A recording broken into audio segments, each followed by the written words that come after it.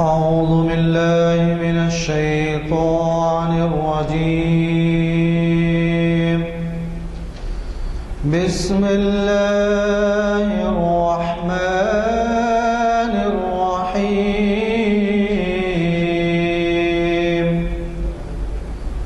لا يستوي أصحاب النار وأصحاب الجنة.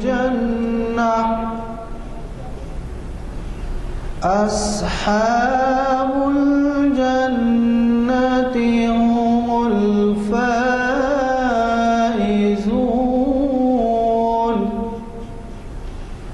لو أنزلنا هذا القرآن على جبل لرأيته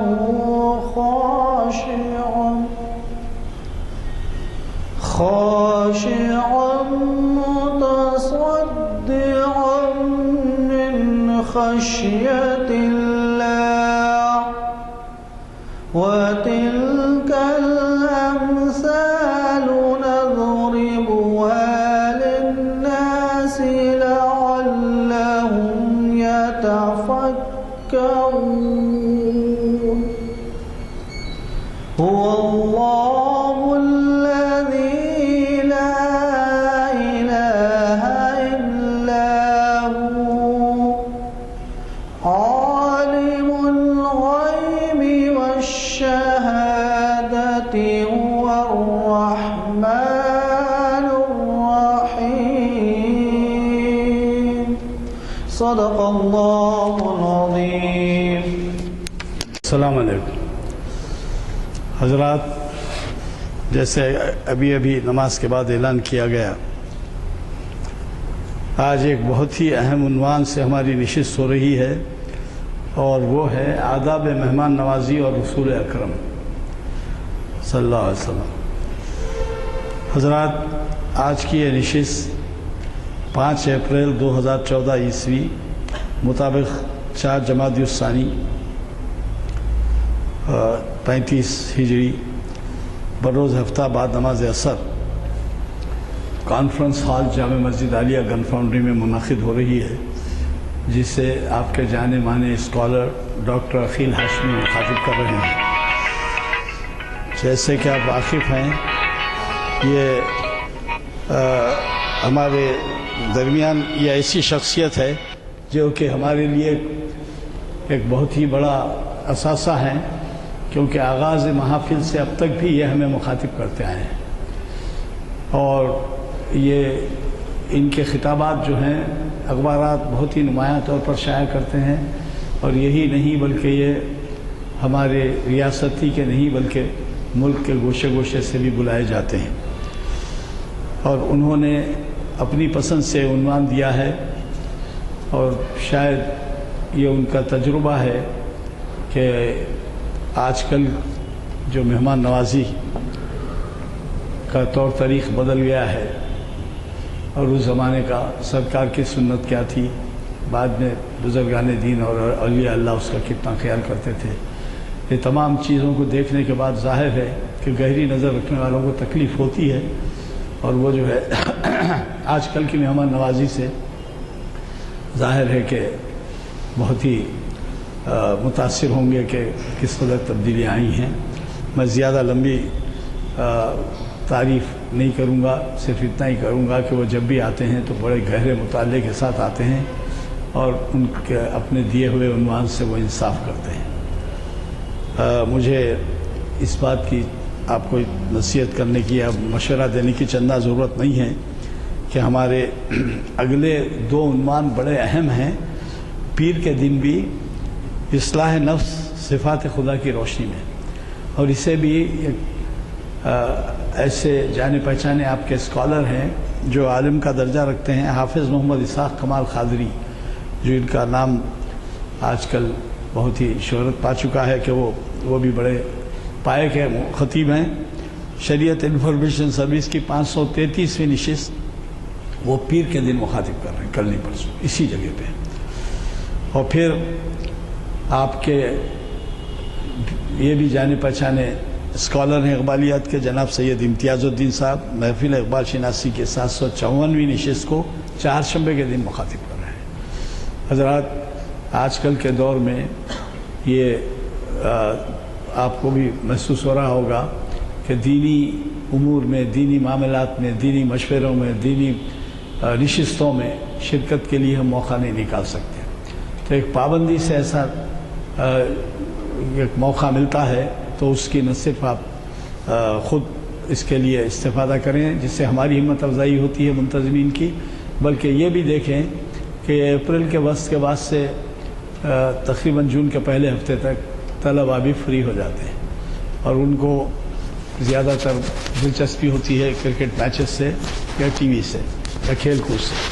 دینی معاملات میں جو ہے وہ اتنے زیادہ نہیں استفادہ کر سکتے جب تک کہ ان کو مشورہ نہ ملے، اور جب مشورہ دینے والے اگر پیچھے رہیں اور مشورہ دینے والوں سے کوتاہی ہو تو مجھے چندنا یہ کہنے کی ضرورت نہیں ہے، کہ بتانے کی ضرورت نہیں ہے کہ اللہ کے پاس اس کی پوچھوں گی کہ آپ اپنی اولاد کے لیے کیا کیے۔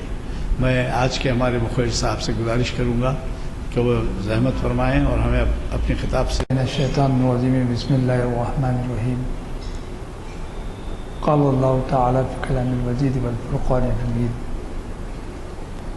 هو الذی ارسل رسوله بالهدى ودین الحق ليظهره على الدین كله يشركون صدق اللہ مولانا العظیم وفی مقام ان اللہ وملائکته یصلون علی النبی یا ایھا الذین آمنوا صلوا علیہ وسلموا تسلیما اللہم صلی علی سیدنا مولانا محمد وعلی آلہ وسلم۔ محترم بزرگوں، دوستوں، تاریخ اسلام کی یہ نشست جس کا عنوان آپ نے ابھی سماعت فرمایا، آداب مہمان نوازی اور رسول اکرم یعنی اسوہ رسول اکرم صلی اللہ علیہ وسلم، یہ عنوان یقیناً آج کے پس منظر میں ہماری تہذیب اور ہمارے تمدن، ہماری ثقافت اور خصوصاً مسلمانوں کا طرز معاشرت سے متعلق ہے۔ سچ بات تو یہ ہے کہ رسول اکرم صلی اللہ علیہ وسلم نے فرمایا، اگر کوئی کام کرنے میں تم مسرت محسوس کرتے ہو اور کسی کام کے کرنے میں رنج و قلق یا رنج یا دکھ ہوتا ہے تو سمجھ لو کہ یہ مومن کی نشانی ہے۔ کسی کام میں مسرت محسوس کرنا اور کسی برے کام سے دکھ محسوس کرنا یہ مومن کی علامت ہے۔ آج ہم اپنے اعمال پر غور کر کے دیکھیں تو آپ کو یہ احساس ہوگا کہ بہت سارے امور ایسے ہیں کہ جن کی انجام دہی پر ہم باوجود یہ کہ رنج و دکھ محسوس کرنا چاہیے، اس کی بجائے یا تو ہم سکوت اختیار کرتے ہیں یا پھر اس کو گناہ بھی یا برائی بھی متصور نہیں کرتے۔ آج کے دور میں گناہ کو گناہ سمجھنا ہی ایک بہت بڑی ایمان کی علامت قرار دیا جا سکتا ہے۔ برائی کو برائی سمجھنا آج کے دور میں شاید دشوار ہو گیا ہے۔ اسلام کے لانے یا اسلام کے آنے اور داعی اسلام رسول اکرم صلی اللہ علیہ وسلم کی بعثت کا مقصد صرف دین کی تبلیغ نہیں تھا، بلکہ تمدن، تہذیب، معاشرت، سیاست، تجارت، تعلقات عامہ، تعلقات دوست احباب، بلکہ آئلی مسائل یعنی گھریلو مسائل، ان کا بھی صحیح معنی میں اختیار کرنا اور سچ کو سچ ثابت کرتے ہوئے اپنی زندگی گزارنا ہی مقصد اولین رہا ہے۔ جیسا کہ ابھی میں نے وہ قرآن کی آیت پڑھی جو سورہ زاریات سے ہے۔ پروردگار کا ارشاد ہے وَالَّذِي أَرْسَلَ رَسُولَهُ بِالْهُدَى وَدِينِ الْحَقِّ لِيُظْهِرَهُ عَلَى الدِّينِ كُلِّهِ وَلَوْ كَرِهَ الْمُشْرِكُونَ، یعنی اسلام کے لانے کا مقصد یہ ہے کہ رسول اکرم صلی اللہ علیہ وسلم جو ہدایت کے لیے بھیجے گئے ہیں ان کا مقصد یہ ہے کہ تمام ادیان عالم پر اس کا غلبہ ہو۔ اس کا منشا یہ کہ اس کی تمام بہتر باتیں انسانیت میں رائج ہو جائیں، اور اس کا مقصد ہی یہ ہے کہ وہ خدا اور خدا کے لائے ہوئے دین کی پرستش کریں۔ اس میں کوئی شک نہیں کہ مشرکین و کفار کو شاید ناگوار گزرے، لیکن ان کی ناگواری سے اس کا رک جانا یا اس کا روک دینا قطعی صحیح نہیں ہے۔ تو معلوم کیا ہوا کہ اسلام کی آمد کا مقصد صرف تبلیغ دین یا دین کا پھیلاؤ نہیں ہے۔ دین کا پھیلاؤ کے معنی یہ ہوئے کہ معاشرت میں سدھار ہو، تجارت میں سدھار ہو، تعلقات عامہ میں سدھار ہو، انسانیت نواز زندگی گزارنے میں ایک طریق کا پہل ہو، اور یہی سب سے بڑی بات ہے، کیونکہ رسول اکرم صلی اللہ علیہ وسلم کی حیات طیبہ کے بارے میں قرآن اعلان کرتا ہے لَقَدْ كَانَ لَكُمْ فِي رَسُولِ اللَّهِ أُسْوَةٌ حَسَنَةٌ، کہ اے لوگو تم میں ایک بہترین نمونہ دے دیا گیا، ایک ایسی نمونی کیفیت، ایک رول ماڈل آپ کے سامنے رکھا گیا ہے کہ جس کے اسوہ حسنہ پر آپ عمل پیرا ہو کر اپنی زندگی میں انقلاب لا سکتے ہیں۔ یہ انقلاب کس لیے؟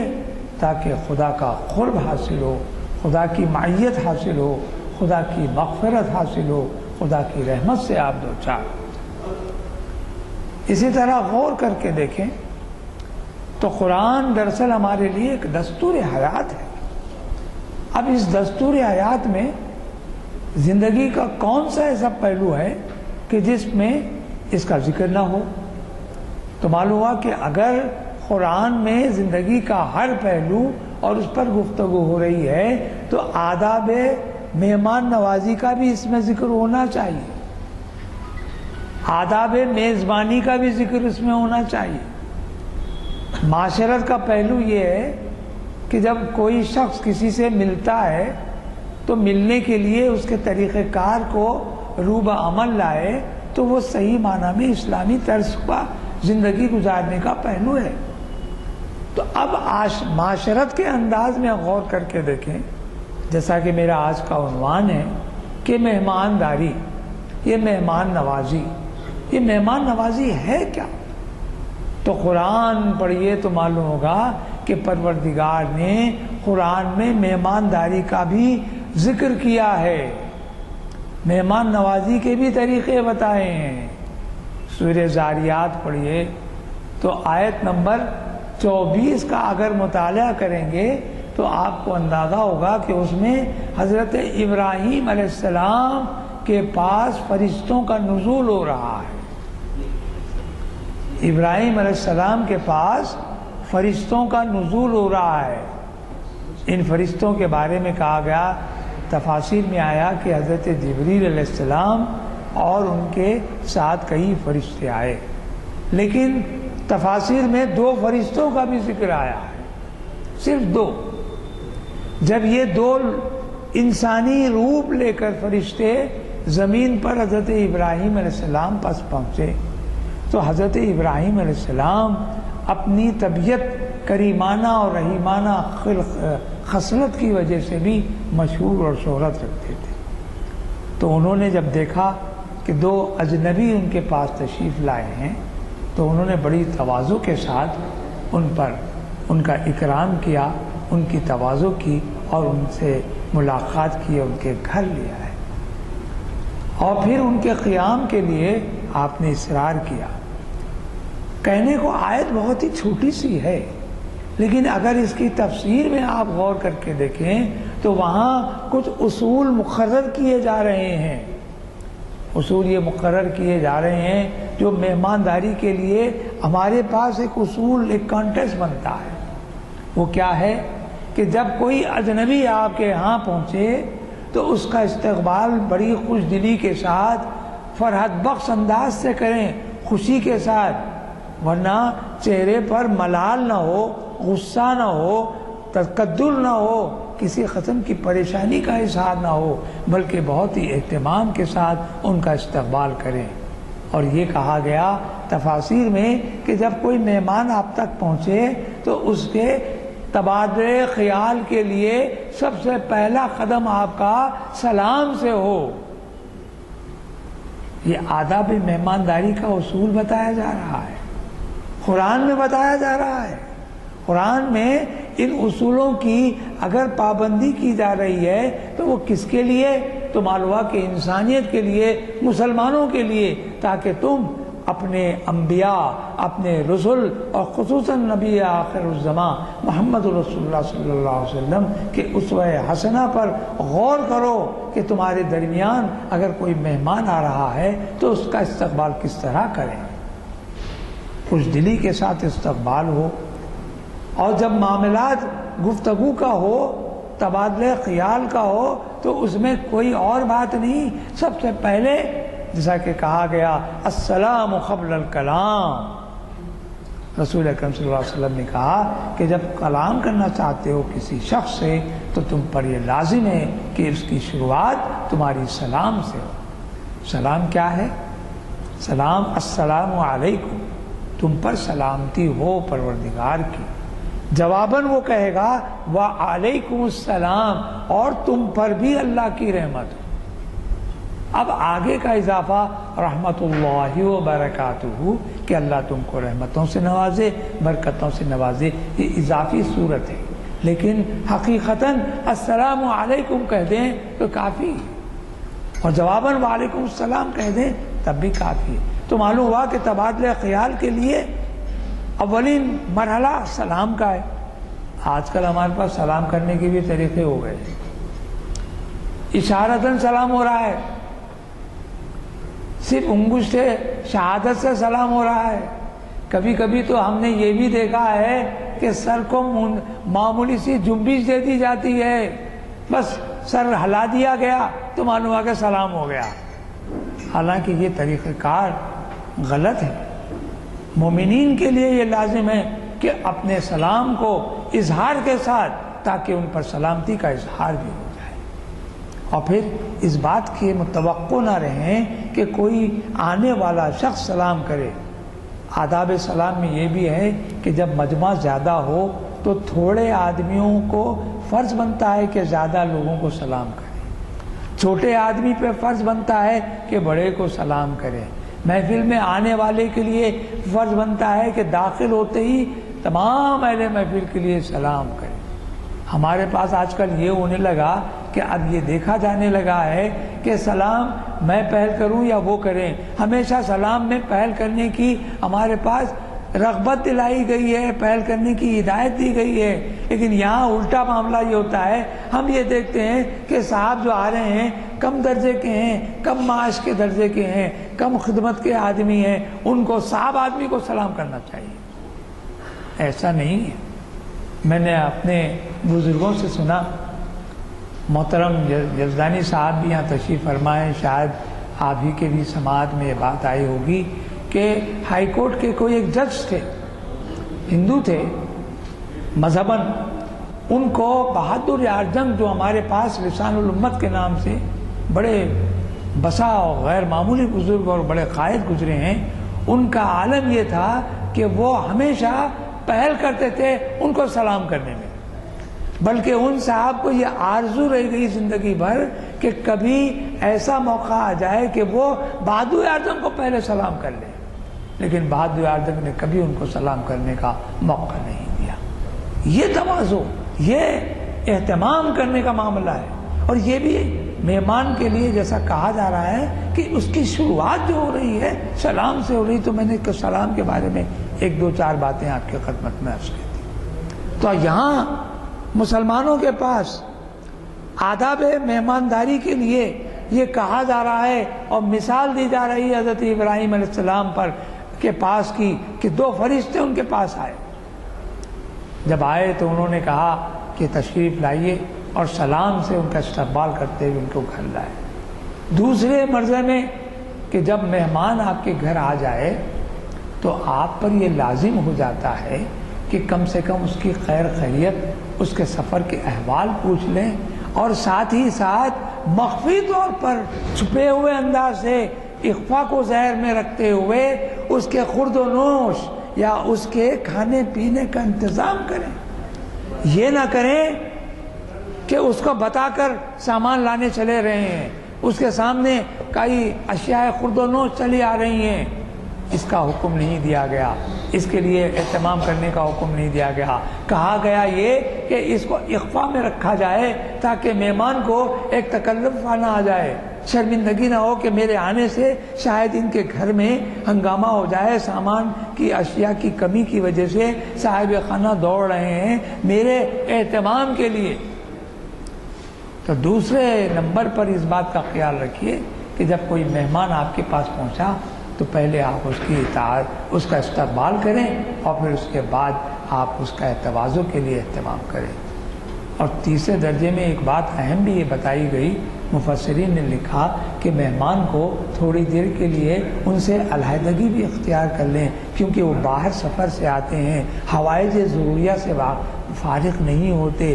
ان کے لیے سستانے کے لیے ان کو کھلے کمر کھول کر لیٹنے پوٹنے کی گنجائش فراہم کرنے کے لیے صاحب خانہ پر یہ فرض بھی آ جاتا ہے کہ وہ اپنے ہمیشہ لگے نہ رہیں بلکہ ان کو کچھ موقع دیں تاکہ وہ کچھ اپنی کمر سیدھی کرنے کا موقع مل جائے.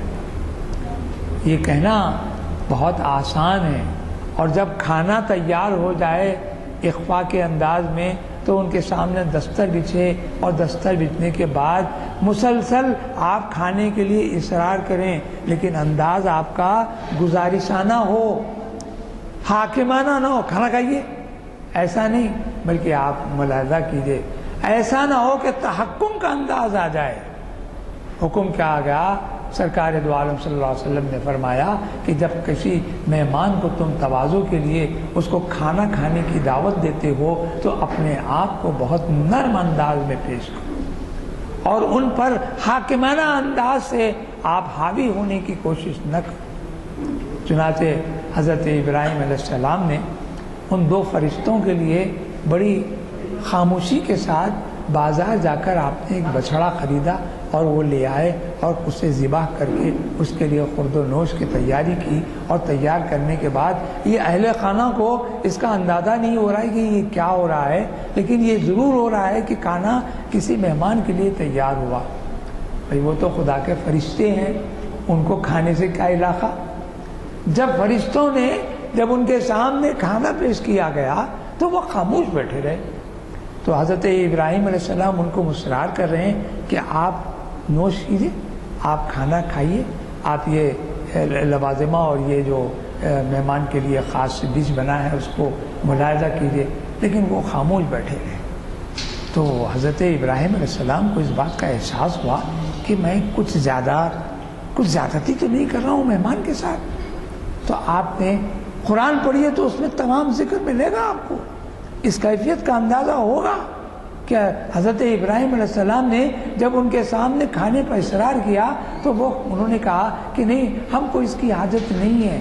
تو وہ ایک طرح سے سبک ہونے لگے. انہوں نے محسوس کیا کہ کیا معاملہ ہوا کہ میرے ساتھ اس طرح کی حرکت ہو رہی ہے.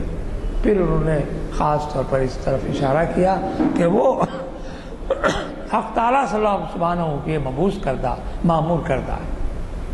جی ان کو پروردگار نے ان کو بھیجا ہے. کس لیے بھیجا ہے؟ کہ وہ آپ کے پاس سے حضرت لوط علیہ السلام کے پاس جائیں. آپ کے پاس جا کر کیا کریں؟ آپ کو بشارت دیں آنے والے اپنے اولاد کے لیے. حضرت بی بی سارہ لاولد تھی. بی بی ہاجرہ سے حضرت اسماعیل علیہ السلام تولد ہو چکے تھے، اور حضرت بی بی سارہ کو اس بات کا ہمیشہ رنج رہتا تھا کہ میں صاحب اولاد نہیں ہوں. تو فبشرناہ بغلام علیم کہا گیا کہ انہوں نے بشارت دی کہ تمہارے ہاں ایک فرزند پیدا ہونے والا ہے۔ اس وقت حضرت بی بی سارہ کی عمر قریب 90 سے زیادہ عمر ہو چکی تھی۔ وہ ہنسنے لگی، انہوں نے کہا کہ اس بڑھاپے میں میں بچہ جنوں گی، اس بڑھاپے میں مجھے اولاد ہوگی؟ تو حضرت ابراہیم علیہ السلام نے ان کو ڈھارس دی اور فرشتے کے ذریعے پروردگار نے جو بشارت دیا ہے، جو بشارت بھیجائی ہے، اس کا اظہار کیا کہ پروردگار کے پاس دیر نہیں ہے، پروردگار کے پاس نوید احسن موجود ہے، بشارت موجود ہے، اور پروردگار قادر مطلق ہے، وہ کن فیکون سے ساری کائنات جب بنا سکتا ہے تو اولاد کا کیا معاملہ ہے۔ حضرت بی بی سارہ کو بیٹے کی مبارکباد دے کر یہ دونوں فرشتے حضرت لوط علیہ السلام کے طرف چل پڑے۔ لوط علیہ السلام کے پاس بھی جانے کے بعد اسی سورہ حجر میں اس کا ذکر کیا گیا کہ لوط علیہ السلام کے بعد جب دو فرشتے آئے تو وہ مہمان انسانوں کے روپ میں پہنچے۔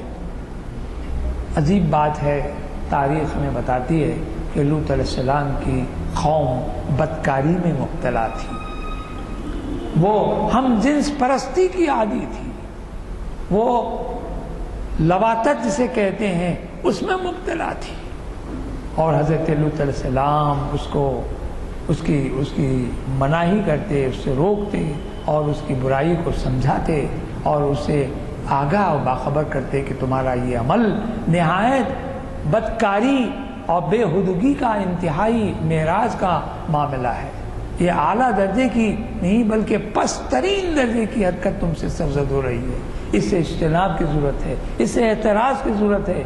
لیکن جب اس قوم کے لوگوں نے یہ دیکھا کہ دو نہایت خوبصورت انسان، وہ دراصل فرشتے ہیں، لیکن پروردگار کے حکم کے بموجب حضرت ابراہیم علیہ السلام کے پاس سے لے کر ان کو بشارت دی اور لوط علیہ السلام کے پاس پہنچے، تو لوط علیہ السلام کے پاس پہنچ کر انہوں نے لوط علیہ السلام کو کہا کہ آپ کی قوم بدکاری میں مبتلا ہے اور اللہ کا عذاب ان قریب آنے والا ہے، اس لیے آپ کو یہ حکم دیا جا رہا ہے کہ آپ یہ جتنے آپ پر ایمان لانے والے جتنے مومنین ہیں ان کو اپنے ساتھ لے لیں اور اس بستی سے کوچ کر لیں۔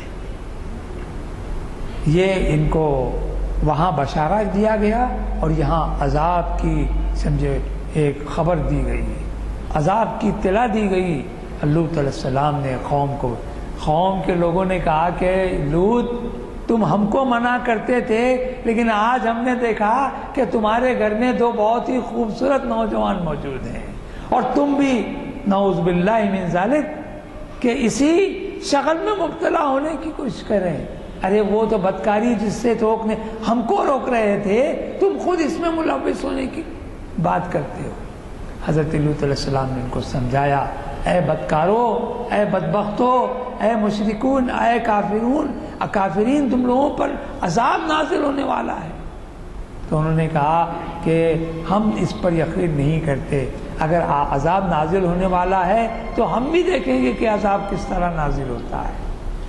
چنانچہ رات کے اندھیرے میں حکم خداوندی کے بموجب حضور اکرم صلی اللہ علیہ وسلم نے جیسا قرآن میں فرمایا کہ قرآن میں تفصیل میں کہا گیا کہ لوط علیہ السلام اپنے چند ساتھیوں کو لے کر لوط علیہ السلام وہاں سے گزر گئے آہستہ آہستہ، اور یہ بھی کہا گیا تفاصیل میں حضرت لوط علیہ السلام کی بیوی کو آپ نے اپنے ساتھ نہیں لیا، کیونکہ وہ بھی اسی قوم کی فرد تھی اور اس بدکاری میں وہ ممد و معاون تھی، ان کو مددگار ثابت ہوتی تھی۔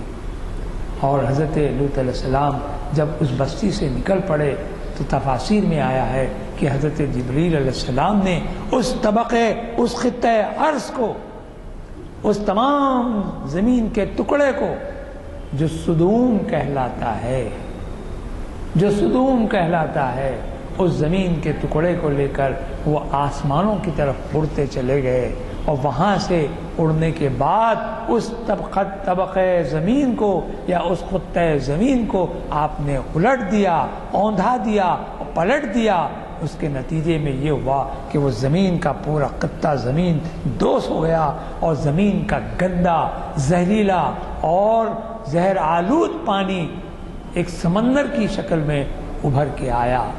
آج ہماری اس سرزمین پر وہ مقام موجود ہے جس کو ہماری زبان میں بحر مردار کہتے ہیں، انگریزی میں ڈیڈ سی کہا جاتا ہے۔ یہ وہ علاقہ ہے سدوم کا۔ آج آپ جغرافیہ جا کر دیکھ لیں، جغرافیہ کے ماہرین اس کی نشاندہی کر چکے ہیں۔ وہاں اس پانی کی آلودگی یا زہریلا پن کا اندازہ یہ کیجئے کہ اس میں آبی جانور بھی نہیں ہیں، بلکہ یہ کہا جاتا ہے کہ اگر کوئی شخص کا پیر یا اس کا پانی اس کے جسم پر آ جائے یا وہ اس میں نہا لے تو پھر اس کا جسم سڑ گل کر تباہ اس کی برباد ہو جاتا ہے، وہ موت کے حوالے ہو جاتا ہے۔ یہ سدوم کا علاقہ ہے۔ یہ حجر میں سورہ حجر کی آیت ہے کہ جس میں 2 فرشتوں کے آنے کا ذکر ہے، اور یہی 2 فرشتے ہیں جو حضرت ابراہیم علیہ السلام۔ یہاں مقصد میرے کو سدوم یا زہریلے پانی یا لوط علیہ السلام کی قوم یا ان کے آزم بتانا مقصود نہیں ہے۔ میرا مقصود تو یہ ہے کہ مہمان کا کیسے تواضع کریں، مہمانداری کا انداز کیا ہونا چاہیے۔ تو مہمانداری کا انداز جو حضرت ابراہیم علیہ السلام نے کیا تھا، حضرت لوط علیہ السلام نے بھی یہی کہا کہ جب تمہارے یہاں کوئی مہمان آئے تو اس کی عزت و تکریم کرو، اس کو بے عزت مت کرو، اس کے ساتھ گستاخی مت کرو، اس کی اہانت مت کرو، اس کو اپنے سے حقیر اور فقیر نہ جانو۔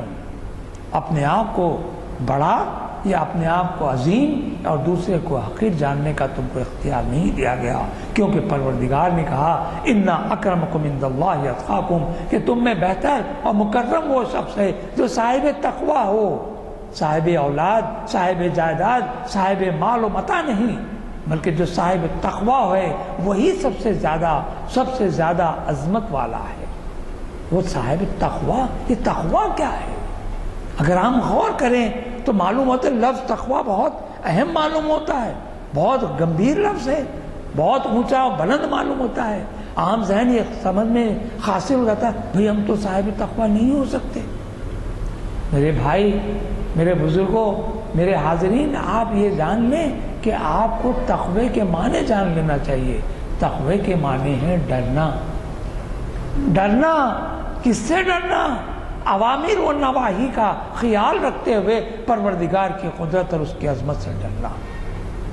اوامر جمع ہے امر کی، امر یعنی حکم، نواہی جمع ہے نہیں کی، نہیں کے معنی نہیں کرنا، مت، ڈونٹ جسے کہتے ہیں، ڈو اور ڈونٹ، یہ کیجئے یہ مت کیجئے۔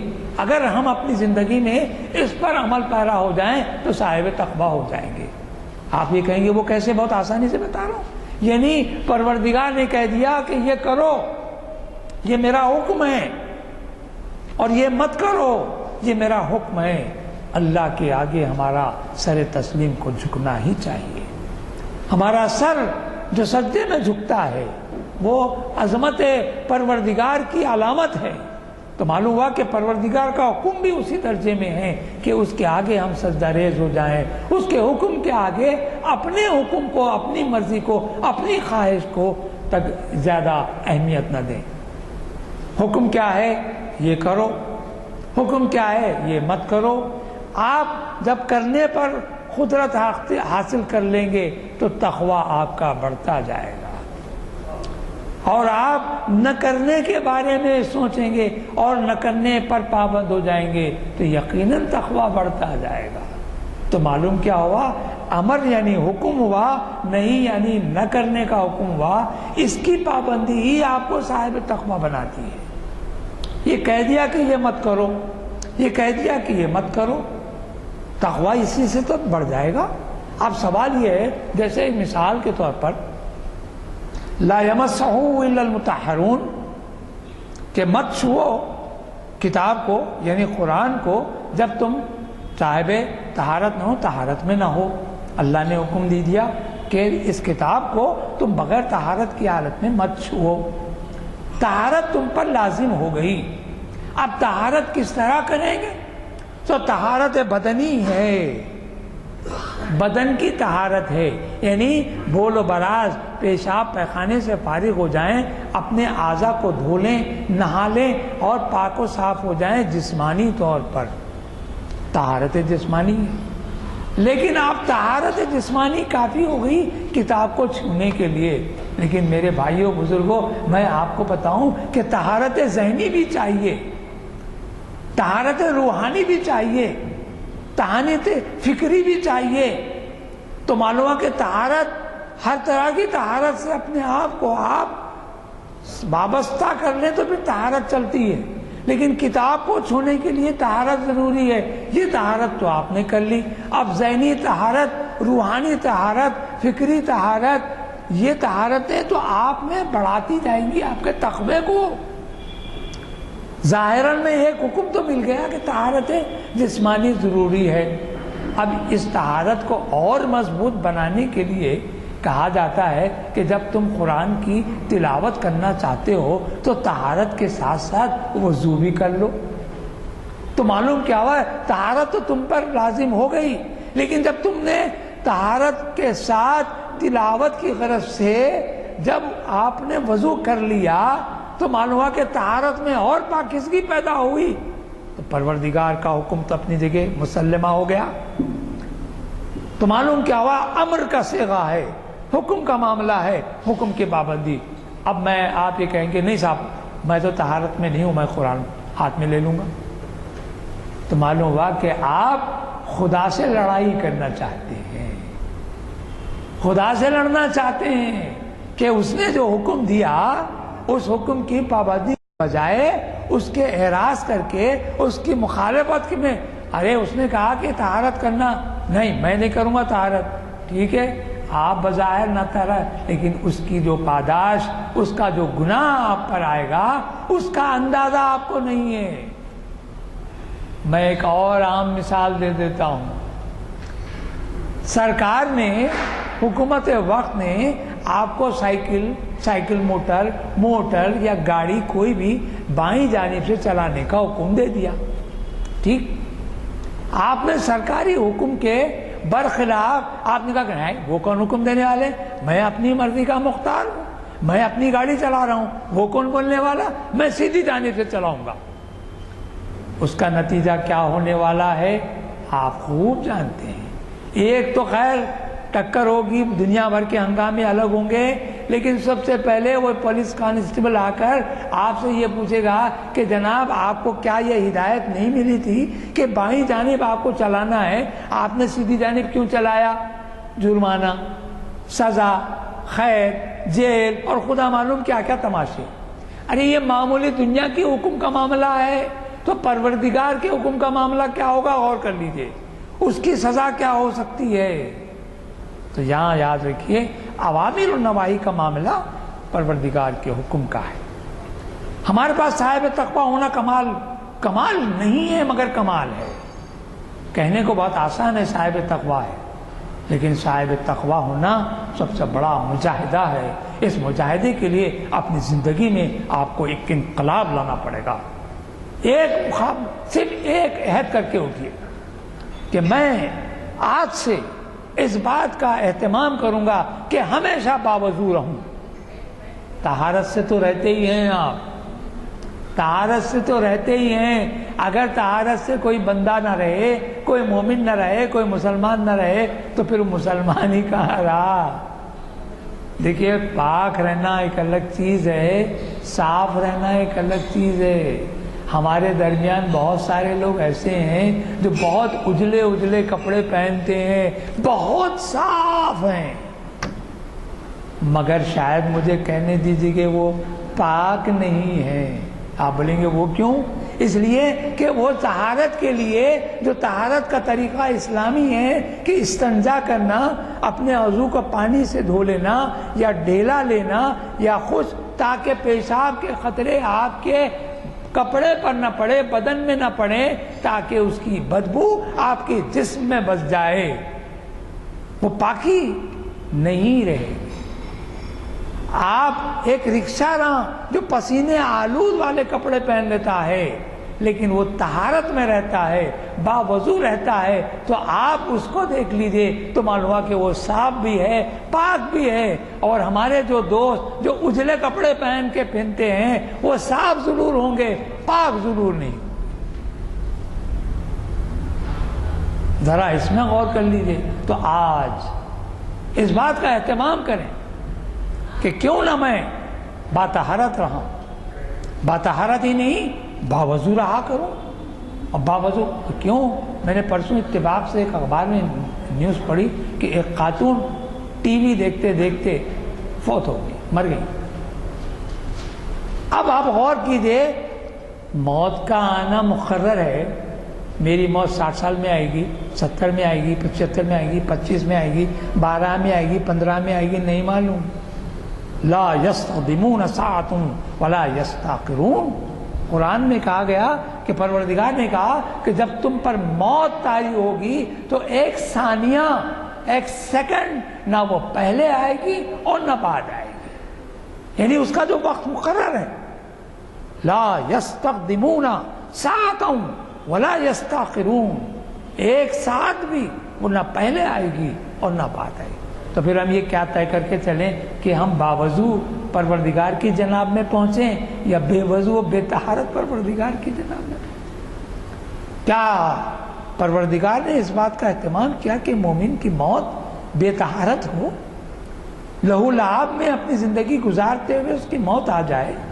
ہم کسی ایسے لہو لعاب کھیل تماشے میں لگے ہوئے ہیں اور ہماری موت نے ہم کو دبوچ لیا، تو پھر بتائیے کہ ہماری موت کا ہمارا خاتمہ؟ اسی وجہ سے کہا گیا خاتمہ بالخیر ہو، خاتمہ بالخیر ہو۔ یہی سب سے بڑی دعا ہے اگر کسی نے آپ کو اگر دے دی تو۔ غور فرمائیے میرے دوستوں بزرگوں، مہمانداری کا معاملہ تو اپنی جگہ الگ رہا، ایک موضوع الگ نکل پڑا، لیکن یہاں حضرت لوط علیہ السلام نے کہا کہ مہمان کی عزت و تکریم بھی آپ کے لیے لازم ہے۔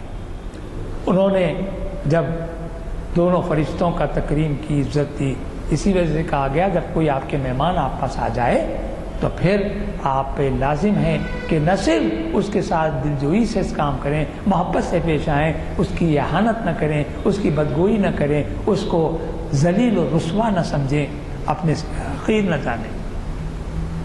یہ تو آپ کو معلوم ہوا۔ خود رسول اکرم صلی اللہ علیہ وسلم کا کیا معاملہ ہے؟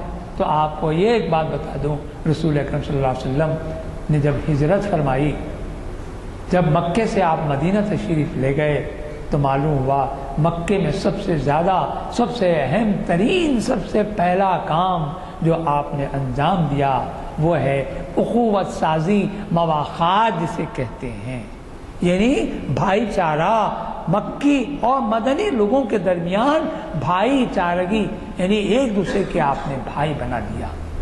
اور یہ ایک دو دن نہیں، پورے 5 برسوں تک یہ عمل ہوتا رہا۔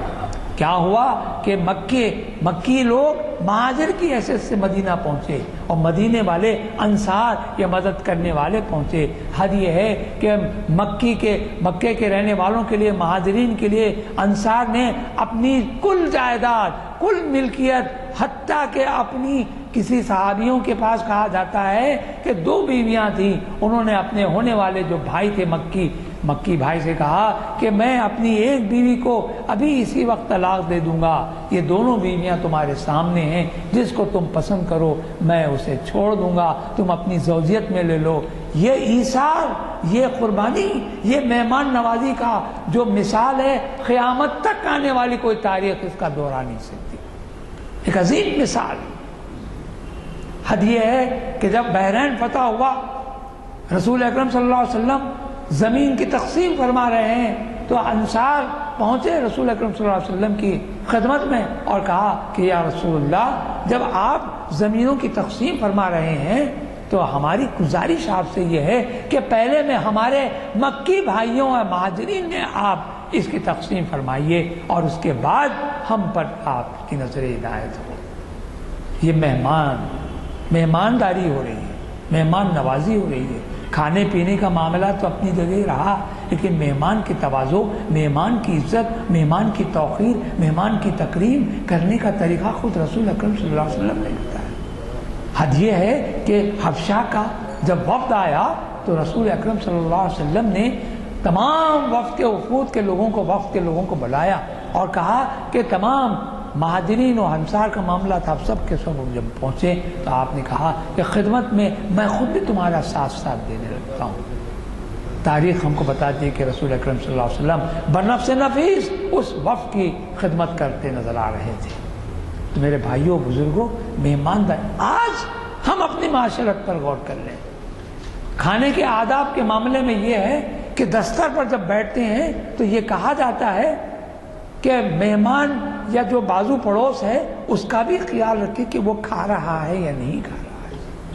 آج ہماری دعوتوں کا کیا حشر ہے، مجھے کہنے مت دیجئے، آپ خوب جانتے ہیں کہ ہمارے پاس اس کا بھی خیال نہیں ہے کہ میرے بازو کون بیٹھا ہے، کیا وہ کھا رہا ہے یا خاموش بیٹھا ہے، کیا اس کی پلیٹ میں کچھ کھانے کا اشیاء ہیں یا صرف میں اپنے آپ کو کھا رہا ہوں۔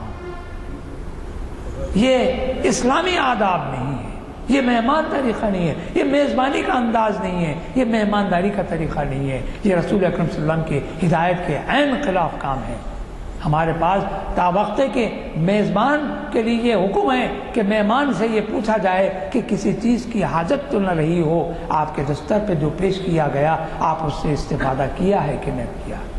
اور مہمان جتنے دستر پر کھانے والے ہیں ان کے لیے بھی یہ حکم ہے کہ تا وقتے کہ کوئی ضعیف آدمی آہستہ آہستہ کھا رہا ہے، اس کے کھانے میں تکلف ہو رہا ہے، تب تک وہ بیٹھے رہیں دستر پر، خاموشی سے بیٹھے رہیں، حالانکہ ان کا کھانا ختم ہو چکا ہے لیکن اس بزرگ کی خاطر سے وہ دستر پر بیٹھیں۔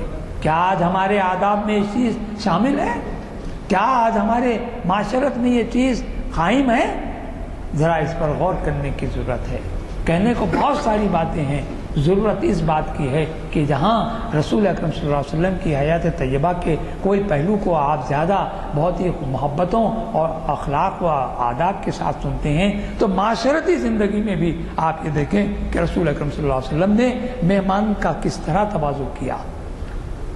ایک وفد آیا، حضرت مقداد فرماتے ہیں کہ میرے 2 ساتھی تھے، رسول اکرم صلی اللہ علیہ وسلم کے پاس پہنچا اور کہا کہ یا رسول اللہ میرے پاس اتنی فراغت نہیں ہے کہ میں میرے مہمان کو جو ہے خدمت کر سکوں، میں آپ پاس ان کو لے آیا ہوں۔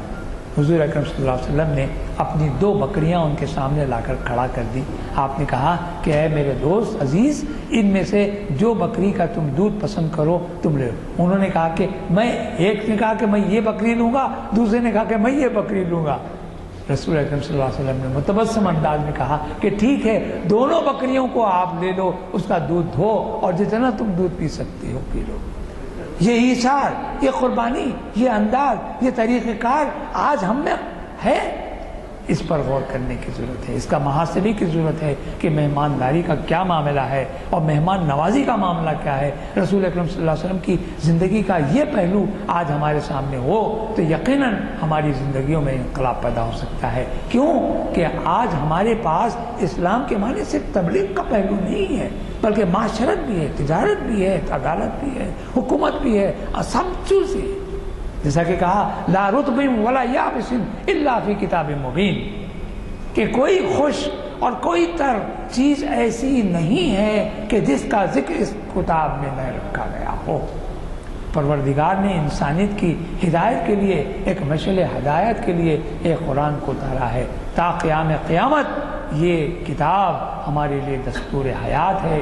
دستور حیات کے معنی حیات کا ہر پہلو اس کے اندر موجود ہے، اس سے اکتساب کرنا ہے، اس سے استفادہ کرنا ہے، اس کو اپنی زندگیوں میں لانا ہے تاکہ ہماری زندگیوں میں انقلاب ہو اور ہم صحیح معنی میں مومن کہلائیں، مسلمان کہلائیں اور رسول اکرم صلی اللہ علیہ وسلم کی امتی کہلائیں، ان کی اور خدا کی رحمتوں کے اپنے آپ کو موجب بنائیں۔ آج ضرورت اس بات کی ہے کہ ایک مہمان نوازی کا معاملہ ہی نہیں بلکہ میزبان کے ساتھ میزبانی کا بھی آپ کے پاس خیال اور اس کا اہتمام کرنے کی ضرورت ہے۔ وصلی اللہ تعالی علی خیر خلقہ محمد وآلہ واصحابہ اجمعین برحمتک یا ارحم الراحمین والحمد للہ رب العالمین۔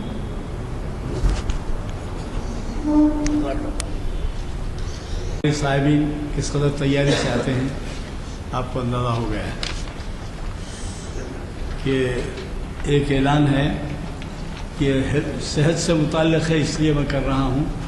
یہ ہر مہینہ پبلک گارڈن واکر اسوسیشن کا ایک لیکچر ہوتا ہے جو پہلے اتوار کو ہوتا ہے، اور یہ کل 7 بجے ایک بہت ہی اہم عنوان سے لیکچر ہے.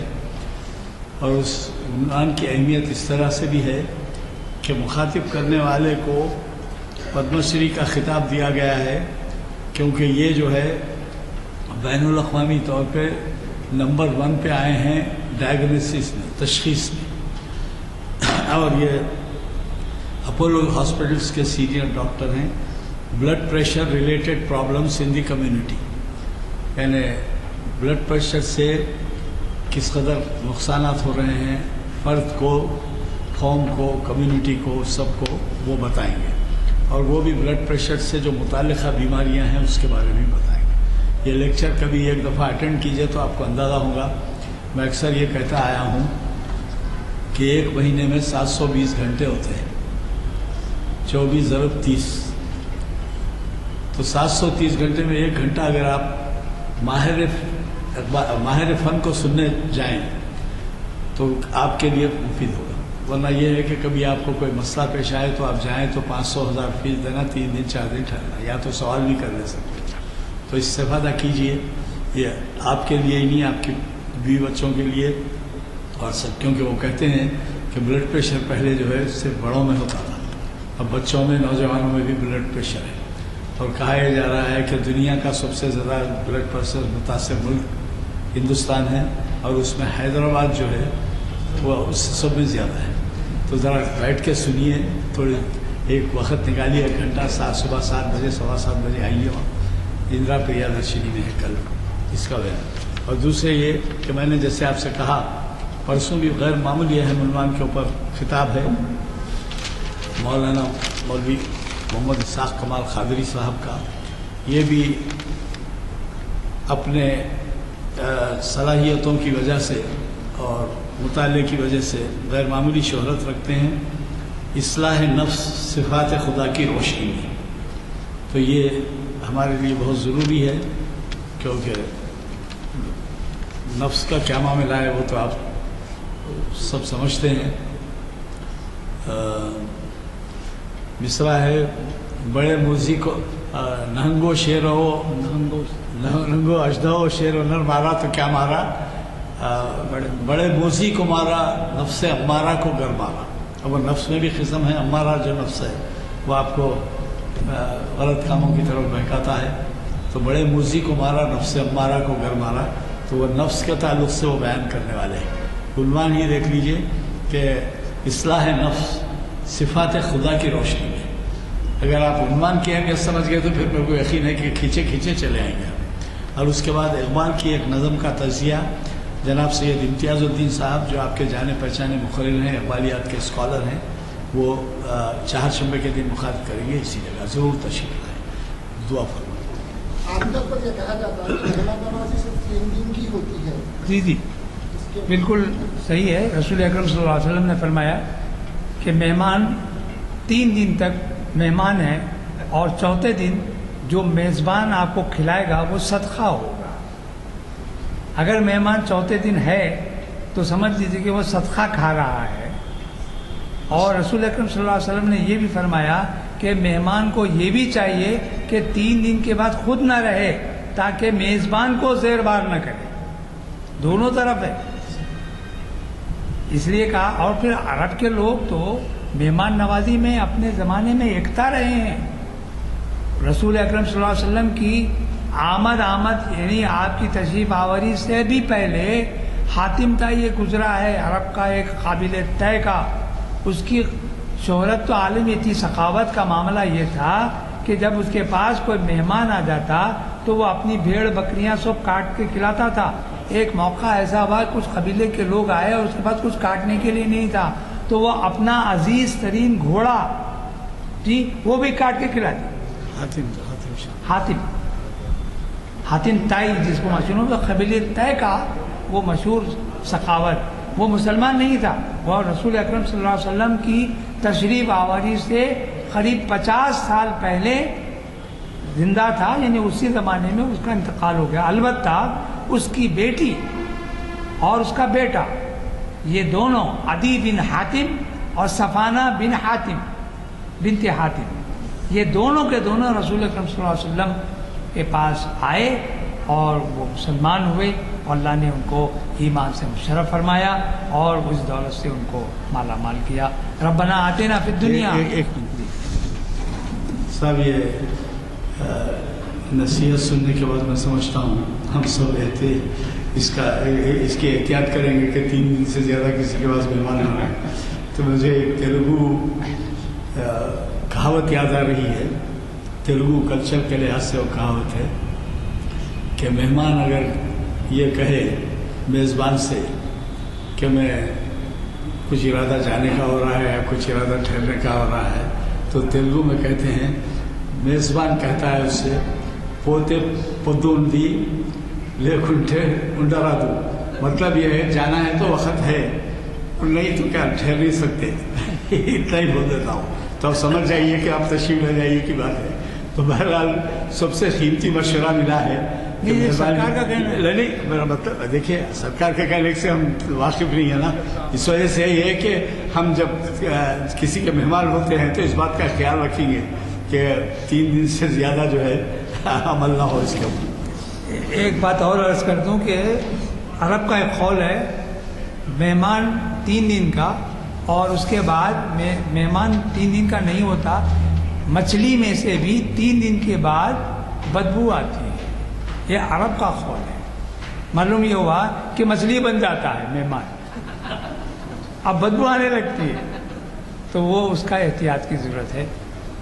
دعا فرمائیے، ربنا آتنا فی الدنیا حسنۃ وفی الآخرۃ حسنۃ وقنا عذاب النار، ربنا ظلمنا انفسنا وان لم تغفر لنا وترحمنا لنكونن من الخاسرین، رب اجعلنی مقیم الصلاۃ ومن ذریتی ربنا وتقبل دعاء، رب اغفر لی ولوالدی وللمؤمنین یوم یقوم الحساب، وصلی اللہ تعالی علی خیر خلقہ محمد وعلیہ واصحابہ اجمعین برحمتک یا ارحم الراحمین والحمد للہ رب العالمین۔